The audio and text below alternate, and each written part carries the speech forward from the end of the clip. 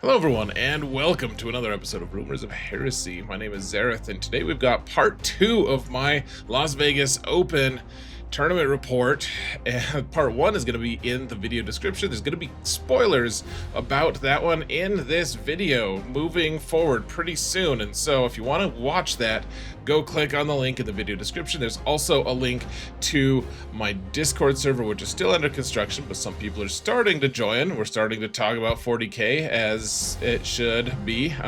And we're also, I have a mostly inactive Instagram account. You can go find a link to that. I promise that one day I will consider being more active on this stupid thing. Now, I need to get a better attitude about social media, but one way or another, that is there for the linking if you're interested. So guys, just a reminder, if you want to support this channel, please hit that thumbs up button. Like, subscribe, comment, help us mount the algorithm. We're almost to 1,000 subs. It would truly mean the world to me, guys. So let's get into it here, folks. So spoiler warning going into now. Just very briefly, my first round, we got through it. We got the win against Dark Angels, and we're going into round 2 here. Let me show you guys my list. We're taking Gladius, Ultramarines, which I know a lot of people on this channel are sad that I'm not doing the Firestorm list with Salamanders. And honestly, guys, people ask me why I'm doing this, why I'm doing a Gladius list instead. Frankly, I'm a competitive player, and Firestorm with Salamanders, eventually, maybe we can get to the point where I can compete at major tournaments and have good results. I don't feel like I'm a good enough player for that yet, and frankly, I want to play more different, interesting lists, and maybe lists that offer a little bit more competitive edge, as I see it, so that's what we're doing with Gladius Ultras. Here's the list, though. This is just a slide from the last video, so it's kind of missing slight context. We're talking about, like, so my first attempt at this list had an extra ballistas in it, had some infiltrators, and Lieutenant Titus. We took all of those guys out, and instead we added a combi-weapon lieutenant, intercessors, and 10 jump pack infantry, which are jump pack intercessors. They're also infantry, but yeah, this is a little bit more efficient, I feel like, and the jump pack intercessors really do add a nice element. So, anyways, we're going into Chaos Marines, which, believe it or not, I've just never played against this codex. I know that they're fairly common, and they just don't happen to be a faction that I face, like, ever. So, but this is also a weird version of that faction. I mean, not weird as in like bad, but we're facing Soulforge Warp Pack, which is, I think it's Soulforged actually. That's a typo. I apologize to the people hating on me in the comments for the typo. So, not to make light of that. But I can't change it now. Well, I could, but it would break my mind to have to do that because of reasons. But anyways, he's got Vashtor the Archifane, which is, that's like a demon prince guy. He's apparently helps the team some. There's Cypher, which is the guy with the Vect aura. He's a lone op. He's pretty good. And then a couple Warpsmiths, which are like basically tech marines. They have a couple enhancements. I don't know what they do, but they do enhance things.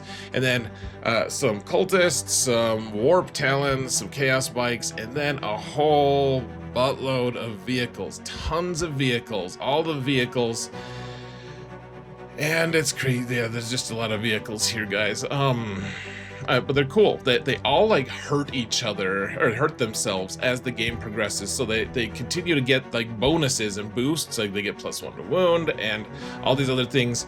If they pass their leader, they could take a leadership test. And if they fail it, then they take mortal wounds. And then they can also, some of them at least, can turn some of their shots into lethal, not lethal, devastating wounds, but then that's a hazardous weapon, and so they could actually just kill themselves in one epic turn of rolling ones and stuff. It's quite the eccentric and really interesting and fun list. And my opponent, obviously, he beat his last opponent. We're 1-0 going into this. So let's get into the actual report, shall we, folks? All right, so here we are, folks. This is after I've already taken a turn. I got first turn, and I started going. We got an end table, which is super nice. Actually, most of my games were on end tables. I got very lucky in terms of that, because otherwise you have to walk all the way across, like all the way around like 3 different tables to get to your opponent's side of the board, just to be able to move some of your models. Very inconvenient sometimes. So being on an end table is such a blessing. So here's my kind of deployment and plan, I guess. Let me show you, I guess I'll show you his deployment first, though. So first off, we have things called venom crawlers that you guys don't ever see. Actually, there was one that was like kind of sticking out over here that I was able to shoot and kill with a predator. I got pretty lucky. They only have like 9 wounds though, so it's not like I got the most lucky. Here's Cypher, he's that Vect guy. And then a couple allied carnivores. They're mostly like, so they have some really strong melta-guns. They're from the Chaos Knights, but they don't get the same cool soul forged warpack benefits that other ones do, that other vehicles in this list do, but they still do some pretty good work. The Melta, and then really strong melee. So there's a couple of those guys. There's a Forge Fiend here, a Mauler Fiend, which is like a close combat version of the Forge Fiend, and then let's see, a Predator and one of the Tech Marines. And then if we keep going south here, we've got another Predator, another of the Tech Marines. I really don't know which one is which. I know they have different enhancements, but I'm not sure. And then another Forge Fiend. And so in totality, they've got all that stuff. There was, like I said, one other tank that was kind of sticking out somewhere here. So my Predator, which you can't see, but I started him somewhere around here. And so he kind of just poked out here. You'll see him eventually, but then he had the line of sight all the way down the board and was able to shoot one of his venom crawlers, which was nice. And then you could see my other oath target was right here. I don't think I did any damage to him. I don't even think I tried to, actually. Most of my stuff, you see, we're threatening the center objective. Didn't get onto it, but this is actually a fairly well protected and guarded middle objective. Like it cuts down on a lot of line of sight, but the idea here, of course, is just to hold my expansion objective and just mess with his as much as possible. We've got scouts hanging out here, and then I think I had some scouts in this vicinity that were also doing stuff. We have Marneus' squad just really chilling way back here, but they can advance and charge and stuff. So really what we're doing, we're just biding our time. We want to see what he does, like if he's going to poke his head out, and if we can start killing a couple tanks a turn, that's great. And just kind of try to outplay him while contesting the center, maybe messing with his expansion and then protecting my own, which is why Marneus is way back here still. I need to know if I need to go and protect the home objective, if I need to threaten the middle, etc. So we're just kind of trying to play the reactive game for right now. It looks like I scored 8 on secondaries. And yeah, okay, so he we don't have a picture for what he did, but he wasn't close enough to get onto the center objective, so he only scored 2 for his secure no man's land. And then engage on all fronts is just really a tough one on turn 1 from a lot of armies, because you have to get into an enemy's table quarters. So I got recover assets for 3 and extend battle lines, which is like the easiest one on turn 1 to do, so no problem there. So for turn 2, let's see, I decided to be a little more aggressive. We got I don't want him to have free stratagems and stuff, and I mean, obviously we don't want him to have that anyways, but I decided to challenge the center objective with Uriel's squad.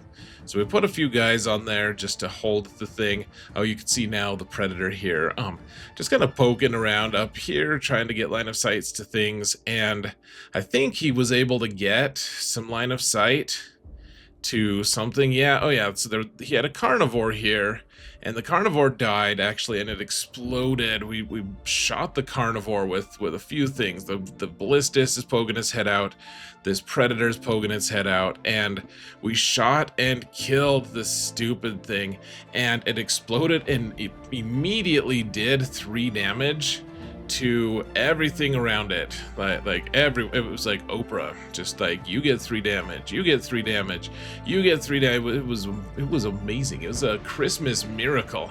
It was so good. I think Cypher even took 3 damage. It was so crazy. I actually I almost never apologize, and it was so egregious how much extra damage it did. It was so crazy, especially because this army does a ton of damage on its own. And then, to make things a little better, you can see my pile here. These are my 2 tokens for doing Oh the Moment. Remember, Roboute hands out Oh the Moment to 2 different models, or 2 different units at the start of its turn if you choose to do that, which I usually do. And so my first was on this guy in the center here, the carnivore, which as you can see we took out, and then the other one was on this predator. This ballistus was able to shoot the predator on this side and just one shot. Like, I only had, this ballistus did come in from reserves. This is turn 2, you know, so he came in from strategic reserves and just shot and killed the thing. Just one shot, which, how often does that happen to you guys? Like, it's a very rare instance. How, you know, it was magic though. He's got some warp bane or warp talons, whatever they called, in reserve right now. So we have scouts just hanging out here. They did uppy downy to hang out there, and then I think I have some scouts right here as well, just to screen him, keep him out of my backfield.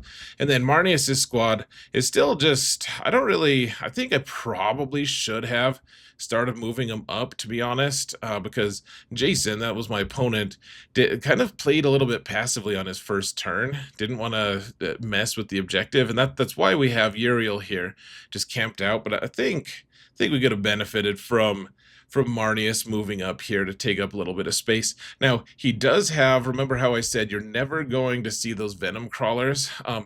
I guess I slightly lied. You can see its base right here. That's the most you ever see of it, though. So it's hanging out on his expansion objective. The Tech Marine, we can almost kill the warp, whatever you call him, warp smith. We could kill him because he doesn't have lone op right now, but I didn't have any other shots, so I didn't really think I was gonna kill the predator. I was like, oh, let's just get some damage on him. Oh, he's dead. Wow, amazing. Anyways, we scored pretty well there, I think. And then on his turn, this is where everything got a little bit crazy. So he's got a stratagem that lets him go through walls with his tanks, like a lot of these tank detachments. And so he had his Mauler Fiend walk through and charge Uriel's squad. It killed Uriel's squad, and Roboute heroically intervened. He jumped in, and then the Mauler Fiend saved all of his saves. Go figure.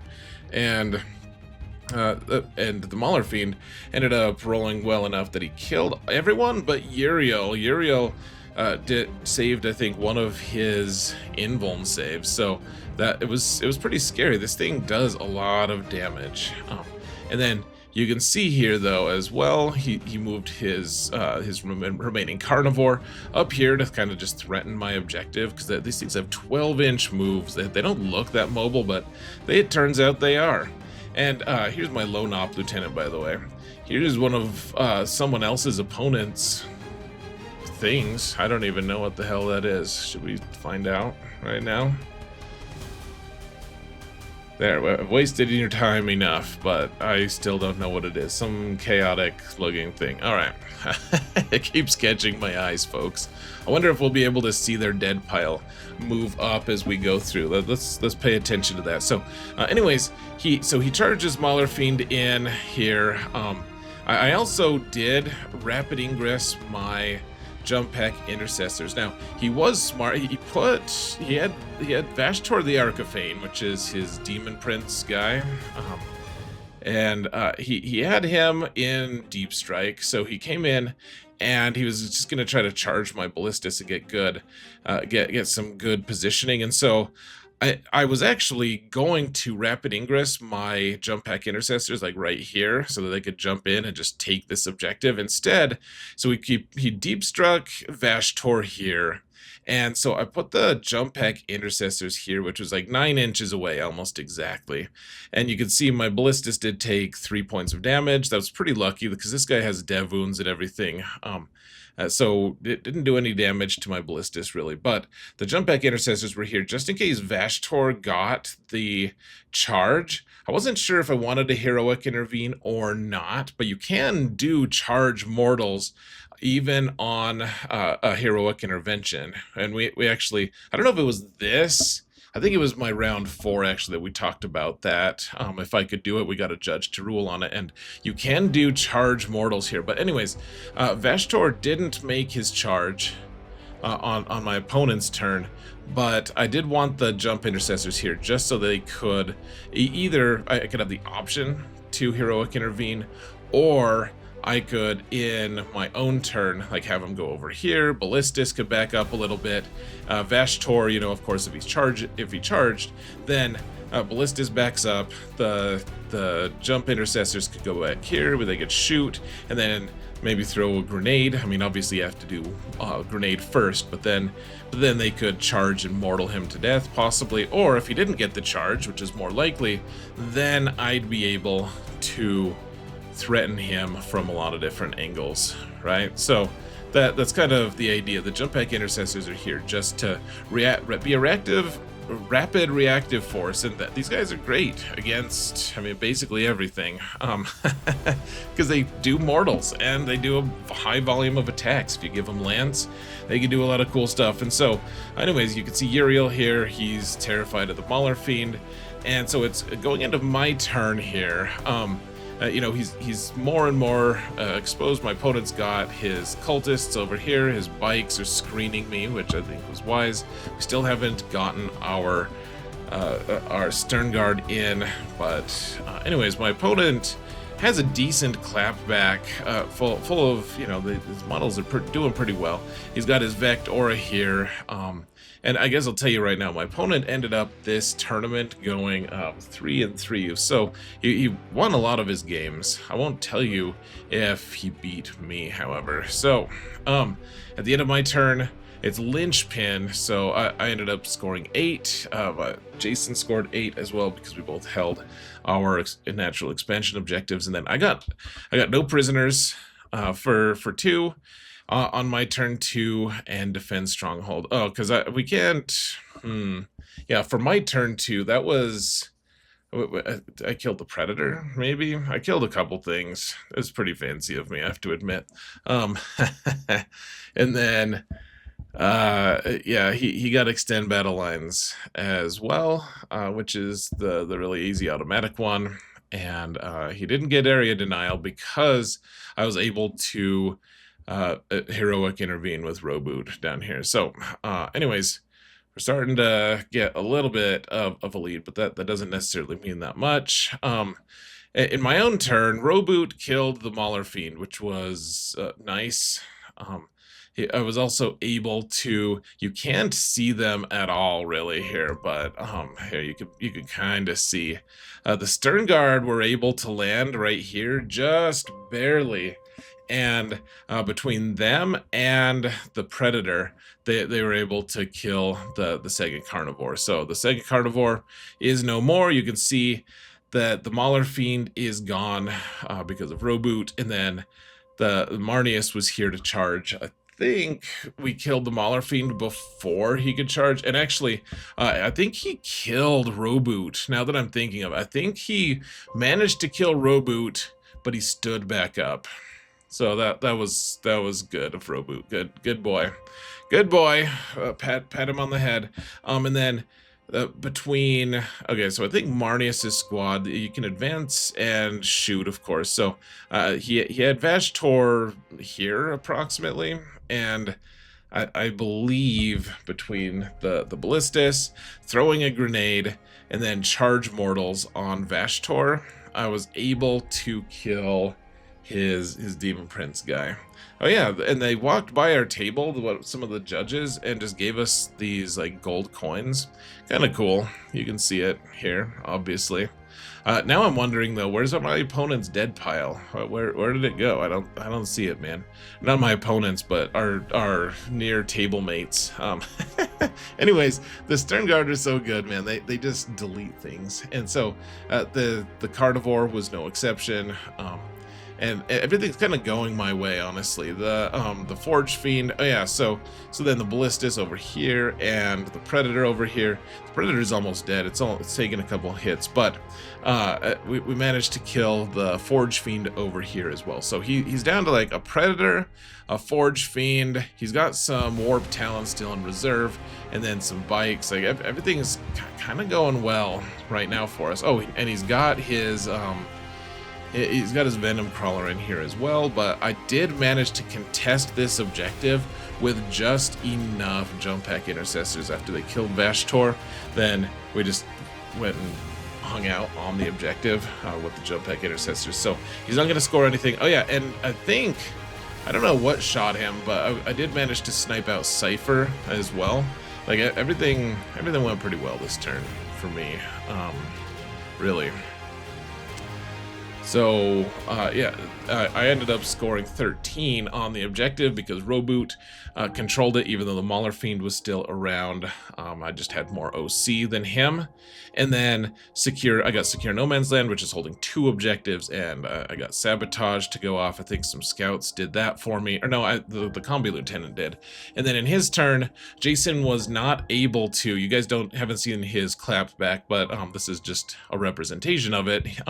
He got Defense Stronghold, which still wasn't in position to mess with his home objective, but he only scored 3 on Linchpin, which when I score 13 and he only scores 3, like that's obviously that's a huge disparity for even just one turn. That's really tough to come back from.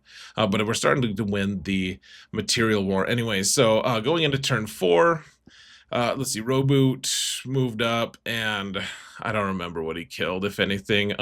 I managed to just like casually snipe out 2 of his bikes because they only have 3 wounds each. So I think I got like a heavy bolter into him or something, or maybe it's probably this Predator doing it. He did kill this Predator that was standing right here. It only had 2 hit points left, anyways. But let's see, Marneus and company managed to, those guys plus the jump pack intercessors almost all got killed by the Forge Fiend. I think he went ham and just did a bunch of damage. You can see some scouts here for secondaries just hanging out. And I actually had this bout of, I'm not complaining at all. Like I kept killing, like I think I killed the Venom Crawler over here. Of course, there's the Tech Marine guy. Everything's dead. Everything's dying. But I did have this point where I had a ton of stuff to shoot at his Forge Fiend, which only had, because these vehicles keep damaging themselves throughout the course of the game, and the Forge Fiend kept living despite all the things. Like he had the moment, so I was wounding on 5s, and I think I had 2 squads of scouts here. You can't see the other one, but with all the heavy bolters, with all the sniper rifles, everything, I couldn't wound the guy. He couldn't, like, his last 2 saves, just like, he saved everything, which happens. It was just like this funny, like, too little, too late kind of thing going on. Oh yeah, the Stern Guard are here too.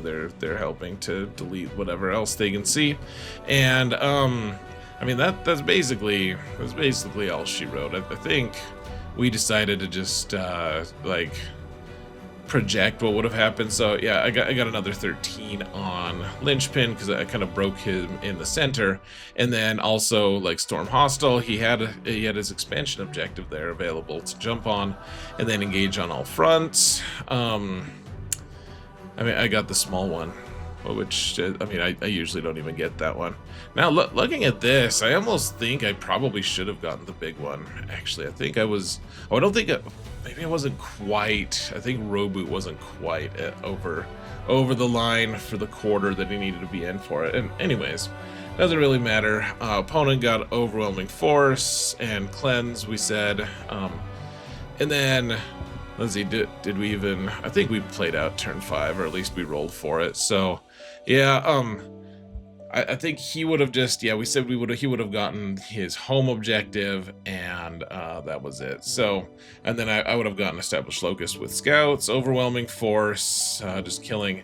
He still had 2 guys that were still on objectives that I could get the full points for, and so that was basically it. 95 to 42. I mean, a pretty big win for me. Jason was a really great guy. He owns a shop, actually, really nice guy. Here, I told him I'd give him a shout out. Let me see. I need to go look up what shop it is. One sec. Okay, it's Sunken City Games in West Branch, Michigan.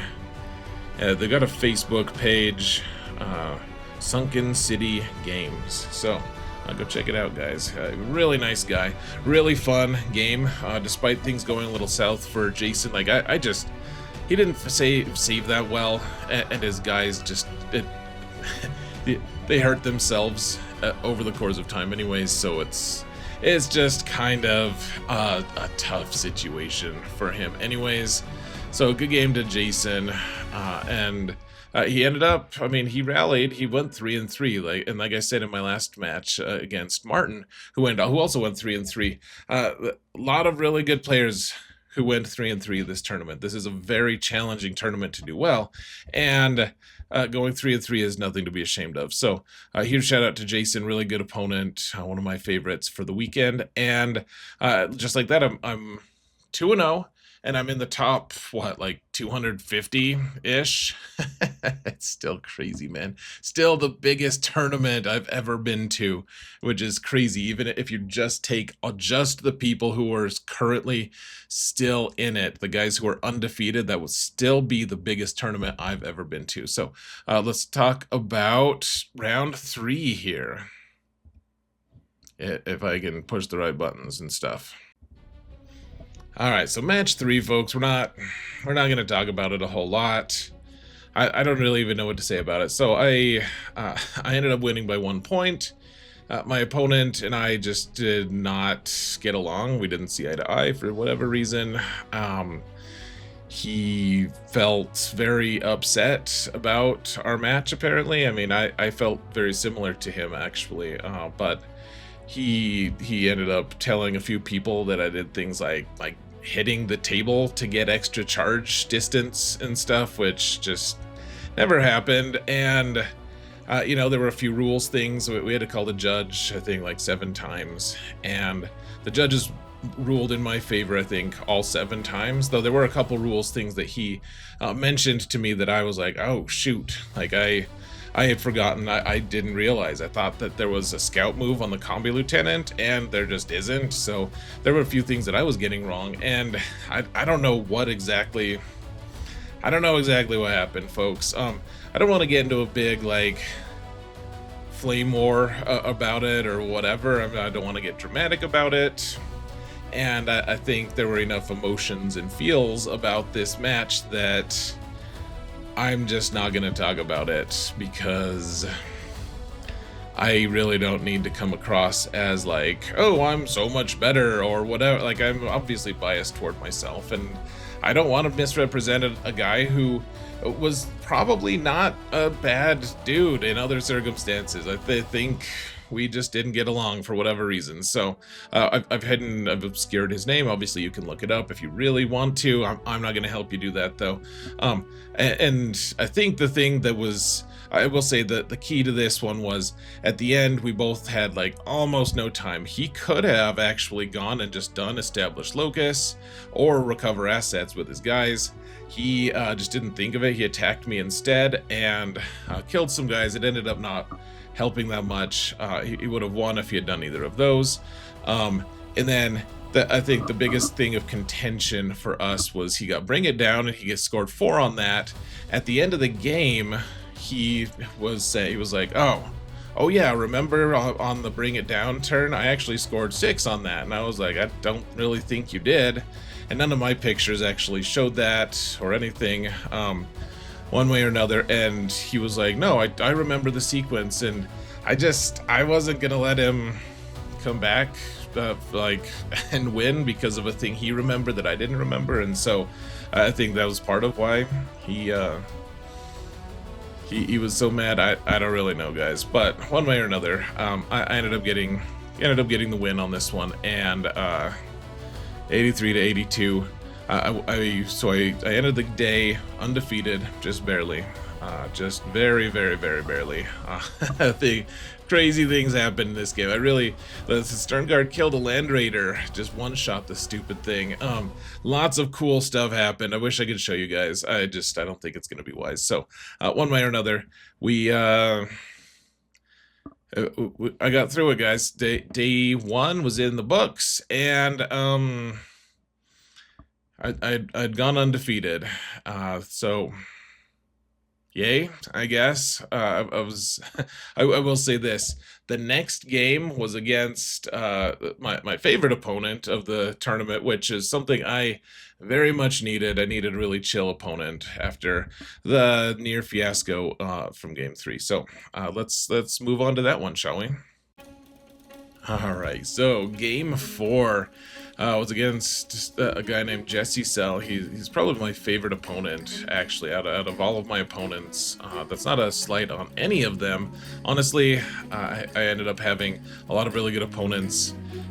Jesse was my favorite, though. I'll just say that. And I was pretty sure he was going to be my favorite after a little bit of hanging out with him. So anyways, he's got Grey Knights, and after going to dinner the night before, after Game 3, and it was a very emotional charged match, and I was just very mentally exhausted. I noticed that they'd already paired us with people, and so I could look at his list, and of course it was Grey Knights, and I ended up not doing any research. I was like, okay, I know basically what they do, but I'm wiped out. It's the new detachment, the Warp Bane Task Force. So he's got Castellan Crow in a squad with 10 Purifiers, and the whole detachment is about the Purifiers and the little bubbles of, like, they have a 6-inch bubble around them that you can deep strike with it, sit within 6 inches of them, and then you can charge out of that. It's a really scary army, and they're very mobile, they're very elite. Everything's got a 2-up armor save,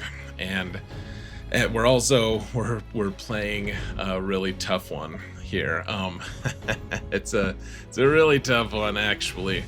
It's Purge the Foe, which is hold more, kill more. So you have to kill more units than your opponent, and it's so tough to do that against his army.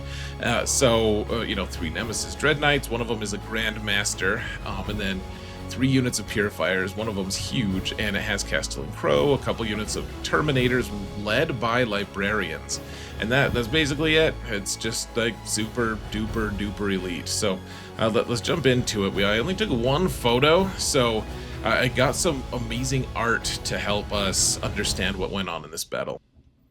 And here we are. Here's the amazing art, folks. So here's our deployments.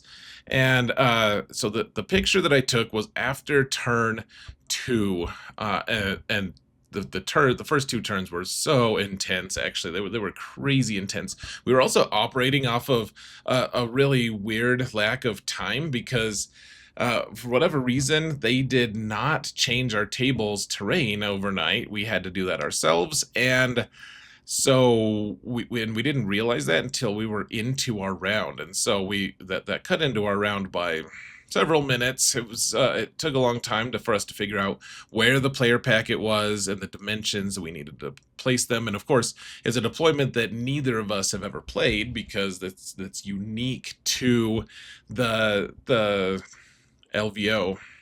And so, anyways, this is approximately what he deployed, I think. So we're operating off of a lag of information here, because I only have 1 picture. So I do remember that a lot of stuff was in the back. I don't remember exactly what was in the back, but because he can bring 3 of them up into reserves and then deep strike them the next turn, it's not that big of a deal. So we had a couple Dread Knights that were just kind of hanging out toward the middle, and then most of the stuff, so we had some Purifiers that ran onto an objective, and he had some strike marines that just kind of hang out in the back. I never interacted with the strike marines, so I'm not even going to mark where they are. And then so you can see some weird places where on turn 2 there might be units, and so who knows what was in this little box. So I'm trying to obscure it for you guys, trying to maintain the mystery. What on earth could this thing be? Oh my gosh. But one way or another, you'll have to excuse the bad art. He got first turn, which I think that's not the best thing for Grey Knights. It seems like they want to go second. This is Purge the Foe, which that would be nice to go second on. And so let's see. Yeah, so he moved during his turn, he picked up a lot. He picked up both of his squads of Terminators, I believe, and then he also that was at the end of my turn, perhaps. I don't remember, guys. Maybe he needed to pick up Purifiers as well at his Grandma. No one knows. No one knows, folks. This is obviously going to be a little inaccurate. So he moved a Dread Knight onto the middle objective, like almost immediately. Another one here. My scouts were hanging out on the objective, but they just reactive moved into the building here, and so. Yeah, we've got a Ballistus Dreadnought here, we've got Roboute, and then of course in Deep Strike we've got the Jump Pack Intercessors, we've also have the Stern Guard Deep Striking because of Uriel, and Uriel was just hanging out in this building. Marneus is more centrally located this time, and the idea of course is we need to see if I can draw him in. Like I just need to be able to get at least one kill every turn and hold an objective every turn and contest the center objective. I'm not going to be able to get to his expansion objective very easily, especially because on turn 1 he sends up some Purifiers into the middle here, and then he's able to, I think he needed like a 10 to charge me. The scouts were in the building, and they charge and just kill the poor hapless scouts anyways, because they were able to get around the end and into the building. So they killed the scouts. They got a kill on turn 1, which gives them an extra 4 points on primary, which I wasn't happy about because I wanted to deny him that if at all possible. So he's got Purifiers holding my expansion objective on turn 1, which just totally sucks. It sucks, and he rolled all of his charge distances. Like every time he'd go like a 9 or a 10. It was, how dare he, right? I think there was one really key time that he failed, but anyways, this time he didn't. So 5 Purifiers killed the scouts, and so I really don't have any other option. Like I can't. They're 2-up save Marines basically, and so the company heroes have to go in and fight the Purifiers. Like I just didn't have enough firepower to do anything to them. So the Predator, I think, snipes at a couple. Marneus and company end up just slaughtering the Purifiers because that's what Marneus and company do. And I take a bunch of shots at his Dread Knight in the middle with the Ballistus, with the Predator here. I think this Predator also stuck his toe out and shot the Dread Knight. All my Hunter Killer missiles just didn't do it. Like nothing could kill the stupid thing. I did have the scouts go and just hold this objective or contest it so that he wouldn't be able to do anything. Before I did that though, I had Uriel go up into the center here so that he was within 12 of the Nemesis Dread Knight, which what ended up happening with that is he was like, okay, well, I'm going to overwatch your scouts, which is a good move. Nemesis Dread Knights on the objective in this detachment do some really crazy stuff, and so it made sense, except I don't think he had enough CP to do that and be able to do all the things he needed to in his next turn when I vected him, because it cost him 2 to be able to overwatch. So he didn't overwatch the scouts, and because he didn't overwatch the scouts, oh yes, he's only got 1 dice here. Oh, that's at the end of turn 2, never mind. But one way or another, the scouts survive. They contest this objective, which is so key. We really need to keep his holding things down, because he just passed all his invuln saves on his Dread Knight. what are you gonna do, guys? You know, we had all the moment on him, and we just couldn't hurt him. So, Dread Knight, tough 8, man. This shouldn't be that tough to kill. Now I'm whining, but it was worth just whining a lot about, I think. So, we both ended up, because I killed his purifiers, and he killed my scouts, we both got purged the foe, and then he didn't quite get behind enemy lines. He had kept it because he thought he could get there with the purifiers. He didn't quite make it with his charge. So that was good at least. I got Storm Hostile because the scouts just moved onto the objective, and because he didn't overwatch me. What ended up happening, I think maybe he did overwatch me. I don't remember, but I think Roboute did his aura this turn of extra OC, and then he was within distance, so the scouts were still able to hold the objective one way or another. I did get Storm Hostile just by standing there on the objective, and then I sabotaged something with someone. I don't remember who or what, but it happened, guys. It happened. So I'm ahead by 2 going into this round, but it gets real scary real quickly. So anyways, he's got 10 purifiers that at some point he boosts into the air for deep strike, and he lands them right here again, where his other ones were. And because my Marneus squad was right up against the edge of the wall after they had killed the guys there, the 10 or the 5 purifiers, his purifiers could charge me. I mean, he needed a 9 to get it, but of course he ended up getting it. So he could charge Marneus. My combi lieutenant is there too, also hugging the wall, because that's also the only way we could be on the objective. You can see how his objective is. If you're on the wall here, then you have to be hugging the wall, not outside of 1 inch, because you wouldn't be holding it at that point. So I wanted as many OC on this objective as I could get, because I didn't think he'd have the audacity to charge me with 10 purifiers and Crow, but he did, and he ended up getting the charge. Yeah, one of his Dread Knights also moved up and charged the Ballistus. The Ballistus did end up dying, but I just wanted you to see on this graphic. So his Dread Knight's here. Another Dread Knight is just hanging out here, and then he brought 5 Terminators with the Librarian over. I think they shot the Ballistus a little bit as well. And his Grandmaster Nemesis Dread Knight also deep struck right here so that he could get a charge on the Predator and just take things over. So I reacted with rapid ingress of jump pack intercessors right here, just so that if his Grandmaster did charge the Predator, first off, I stole his his landing spot right here, so that he could charge over the crate, but there wasn't really a place for him to go other than right here on this side of the tank or this side of the tank, because you can't end your movement on top of the crate apparently. And so what ended up happening was the jump pack intercessors blocked him from being able to land where he wanted to right here. Like, that would have been a really tricky spot, and if he had been able to charge the tank and blow it up, then he could get on this objective and hold my home, which is also just total destruction for me, right, if he does that.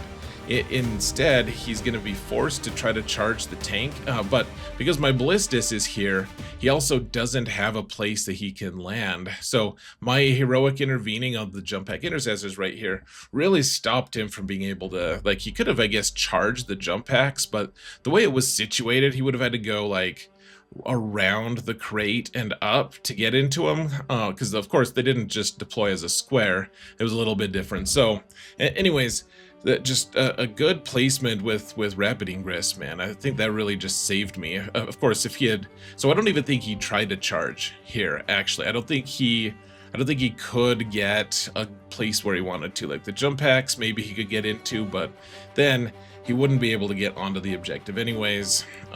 So good deal. Good job, me. Yay. The purifiers did charge. They killed everyone. They killed the full company heroes. But they didn't kill Marneus, and they didn't kill one Victrix. And in return, Marneus, I think, punched like 3 or 4 of them to death. They did okay. He did all right. Though he got the kill on the company heroes. He also killed the combi lieutenant that happened to be in there. He got the kill on my Ballistus Dreadnought. He also, there was some scouts that were here. I was trying to block his nemesis Dreadnought from being able to charge me, so they reactive moved like in a line right here where you can see like where the line for the arrow is, and he was just able to use the librarian and terminators to shoot him down and kill all the scouts. So we ended up getting 4 kills on me, which is like, how can I get 4 kills on him? He's Grey Knights. It's going to be really, really tough to do. But we've got to try. So, and he's got all of his stuff just right here. One of his Terminator squads didn't deep strike. But yeah, he's got a Dread Knight, Grandmaster Dread Knight, 5 Terminators with Librarians, so 6 Terminators, 10 Purifiers with Castellan Crow, all just in on me. Stupid Purifiers rolled their like 10 to charge. Gosh, rough times, man. Was the best of times. It was the absolute friggin' worst of times. So, going into my turn, so this is like a halfway through my turn. I deep struck the Stern Guard. We put the first O the Moment on Grandmaster. Put another O the Moment. I forget if it was on the Purifiers or if it was on this Dread Knight. One way or another, though, the jump bag intercessors moved to like this little weird place in the middle, like into this little nook, if you will, and so you're gonna make a circle, yeah, kind of just in that area, so that they could throw a grenade at something and then charge something as well, because they're at this Dread Knight.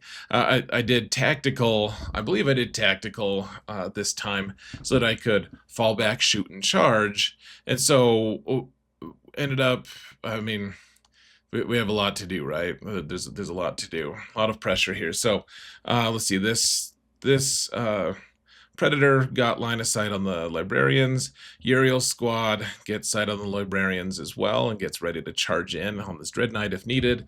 Roboute, I forget if he heroic intervened or not against the Dread Knight. I think he kind of just stood there, just hung out so that I could charge during my turn. I don't remember exactly. And then, of course, this Predator moved into shooting range of the Terminators as well. And the idea was, we need to kill this Dread Knight, we needed to do Grandmaster. Oh, and a big thing here, folks, he had marked for death, which typically it's like, oh, you know, it's a wasted strat, right? But against Grey Knights, I was like, oh wait, tell me, which 3 do you want me to kill? Because he's got like Strike Marines here, he's got Purifiers here. So he chose those 2, but then nothing else was safe, so he chose his Grandmaster here because he didn't think I could really get to him. Like, all I really had was some jump pack intercessors, which is why I had the Stern Guard deep strike here. So on my turn, after everything, oh yeah, we got the Ballistus Dreadnought in from reserves over here as well to stop him from his just incessant attacks on the guy on this objective. He just keeps just all out attacking. Marneus backs up out of melee, gets ready to charge the Purifiers, and between the Ballistus and Marneus charging and all of that stuff, they kill all the Purifiers but don't kill Crow. But they kill all 10 Purifiers, which is great. Crow made like 6 invuln saves or something like that, so he lived, but then the rest of them died like dogs. I don't remember exactly what happened with the Nemesis Dread Knight, but well, I guess first the Stern Guard deleted the Grandmaster. So I think they did all but 4 wounds to it, and then the jump intercessors, who were just in this little area, threw a grenade and got a little lucky. Did 4 wounds and killed the Grandmaster. So that's awesome. This Nemesis Dread Knight, I don't remember. He was already wounded. He was the one I had been shooting at in turn 1 as well. He also died. And then between the Predators shooting at the Terminators and the heavy bolter from Uriel's squad and all the others shooting that I had, the jump intercessors I think had a few shots at him, and I think Roboute even shot at them. We ended up getting we killed all the Terminators. So this is what it looked like at the bottom of it all. You can see Marneus, who had like kind of walked out of combat, walked out of melee, and then charged back into the Purifiers. Here you can see, so he's just got Marneus and a Victrix. His Castellan Crow was still in there, and then the Terminators with the Librarian are all gone. This guy is just hanging out alone. He's unharmed, but I did manage to kill the Dread Knight that was on this objective with the jump intercessors and Roboute charging and doing all the mortal damage from the jump intercessors. And then, of course, the Dread Knight, the Grandmaster. So the Grandmaster died, that's 1. Nemesis Dread Knight over here, that's 2. Librarian and Terminators, that's 3 and 4. And then the 10-man Purifier Squad, we actually got 5 kills here. Oh my gosh, we got 5 total kills, which he had gotten 4 on me, which meant we got against Grey Knights, we got the kill. We got kill more against him. So we ended up with 12 on this one. Oh my gosh. And we earned marked for death as well, which is also just such a big deal. He got 8 on me though, so not like the craziest advantage, but then he also got an easy defense stronghold, and then containment, he only had 1 unit that could actually do it, so he managed to get that though, obviously, and it's still pretty close, 23 to 29 going into round 3. And so what I ended up doing, and we're already starting to run out of time because our first 2 turns just took so long to play because we were just doing so much stuff. So he deep struck his last 5 Purifiers right here. He deep struck his remaining 5 Terminators and the Librarian. His Dread Knight that was over here walked his happy ass up here and charged and killed the Ballistus Dreadnought. He got marked for death this time, and so I put it on this Predator, hoping that he wouldn't be able to get to it, and I ended up getting a little bit lucky. He couldn't. I think the Predator ended up on 1 wound remaining. Made a couple good saves, and so we didn't get marked for death here. Castellan Crow, at some point, I forget exactly what happened. I think he ended up being able to shoot and kill Marneus is what happened. The Victrix guard ended up living the whole game. The Victrix lived. Marneus did die though, poor Blighter. The Ballistus died. And the Stern Guard don't have anything to even do at this point. Very out of position. But we can hold the center here. He doesn't have anything. So on my turn, I did manage to move up here, and we deleted the Purifiers. I don't remember exactly what I used to kill them. And then between the Predator here and this Predator, who I think I went into Dev Doctrine, so I could just do... I could advance and shoot, so the Predator got onto this objective and we're able to see the Terminators as well, and I think Uriel and company moved up here so they could shoot, and I think Roboute, I gave Roboute advance in charge. So he moved up here, and he was able, between Roboute and all the other shooting and everything, we killed the Terminators and the Purifiers. So he got 2 kills on me, which was the Dreadnought and something else. He couldn't quite kill this thing. And anyway, so he didn't even kill Marneus's full squad. I don't remember what his other one was, but then we ended up getting 3 because I killed his Terminator and the squad, and they were on the objective actually. So I got overwhelming force as well. And he also, I also killed his Purifier, so I got 3 kills. He only got 2 on me, and I mean, I think at that point it was pretty well done. I think we rolled for turn 4 as well, because we could just quickly do it. I still hadn't killed Castellan Crow, still didn't really know what the heck to do with that dude. But I got kill more a second time in a row against Grey Knights. And at this point, he has Castellan Crow, 1 Dread Knight that's pretty wounded, and 5 Strike Marines, and that's it. I got Overwhelming Force. I think eventually I get Recover Assets. I don't remember. He got Storm Hostile on his turn. So I'm ahead now by 11, but it still doesn't feel that safe. So for turn 4, we did roll our stuff and just very quickly did our turns. I got Extend Battle Lines. I was able to establish Locust with, I think, the Stern Guard or something. And he wasn't able to get Recover Assets. He wasn't able to get Established Locust because he wasn't in position to do that. And so that was it. We didn't roll for turn 5 and ended up with 74 to 58. It looks like a pretty big win. I think if things had gone just a little bit different on some of the saving rolls but of course, if some of his charging rolls weren't so completely amazing, then it would have been different too. So Jesse ended up, like I said, he was my favorite opponent. He ended up going 5-1. I was the only guy who beat him the whole weekend. So, that made me feel good as well. He's a very good opponent. I feel very fortunate that I was able to escape here. And he was very gracious in his defeat as well. So 74 points for only taking 4 turns. Not too bad, folks. Good game to Jesse. And with that, folks, I think we're going to wrap things up here. Let's go to the AAR, the After Action Report screen. If I can find the right buttons once again, folks. All right, so 4-0 so far. Pretty exciting, folks, honestly.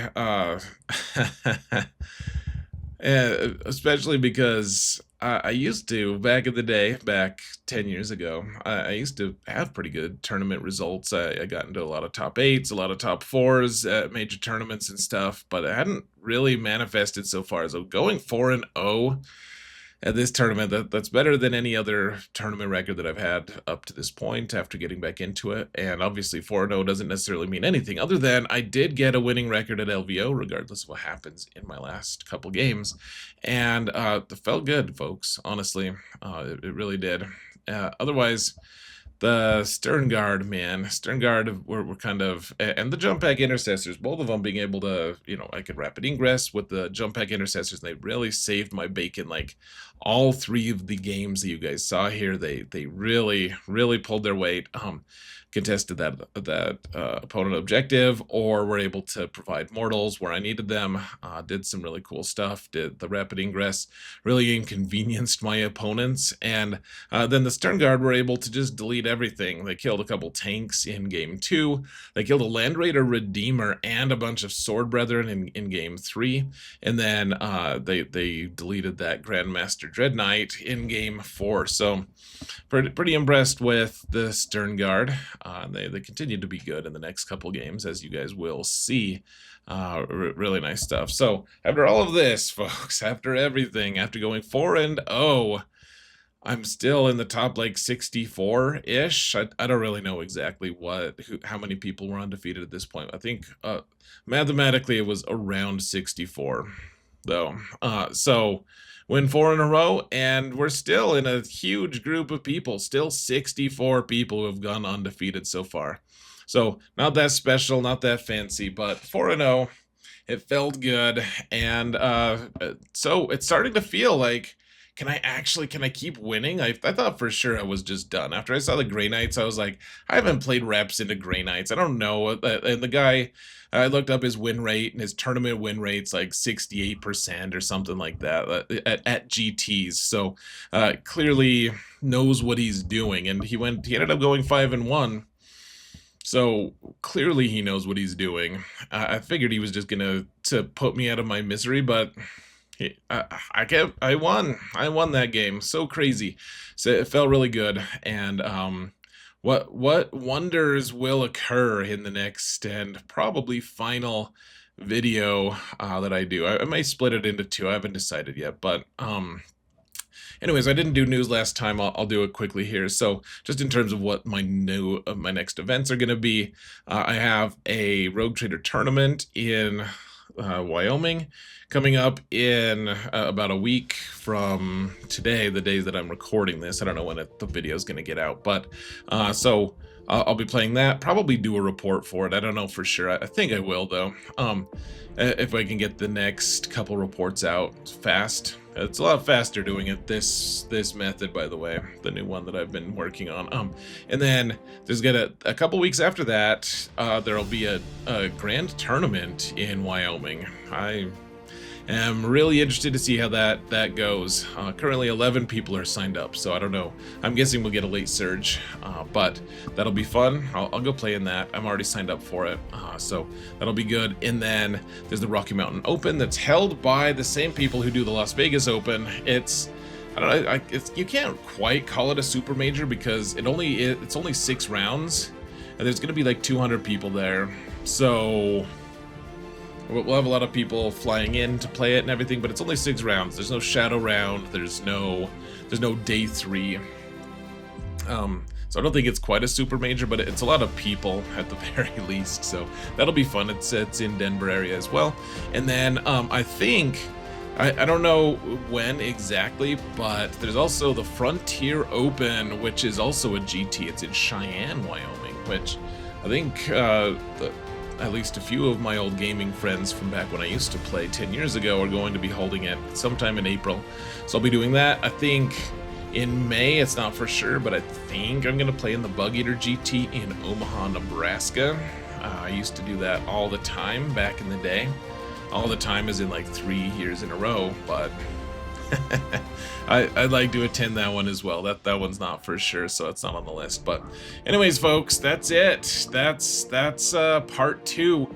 Let me know what your thoughts are. If you were on the fence of hitting that thumbs up button or not, and you enjoyed this video, it would mean the world to me if you'd hit that thumbs up button or hit the subscribe if you haven't already, guys. Thank you all so much for watching, and remember that if you didn't hear it from me, it's probably heresy. Take care, folks.